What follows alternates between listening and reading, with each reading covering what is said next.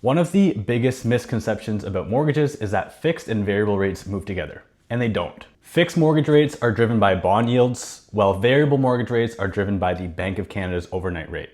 That's why we've seen fixed rates move higher this year, even while Bank of Canada has held rates steady. So with variable rates now substantially lower than fixed rates, the question is, should you consider one? At the time of making this video in July of 2026, a typical 5-year variable rate mortgage is about 65 basis points or 0.65% less than a 5-year fixed rate mortgage. That's a significant change from a couple of years ago where variable rates were actually more expensive than fixed rates.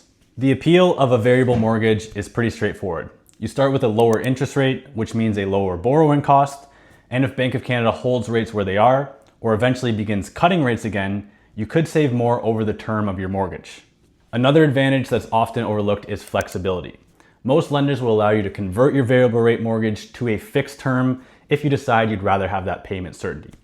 Variable rate mortgages also tend to carry much lower penalties if you decide or need to break your mortgage before the end of the term.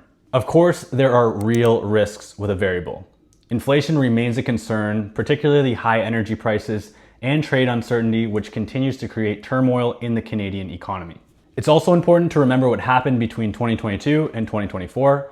Many homeowners with variable rate mortgages saw their monthly payments, and in some cases their amortizations, increase dramatically as interest rates rose. And while today's environment is very different, it's a reminder that variable rate mortgages come with real risks. So which mortgage is a better choice, a fixed or a variable?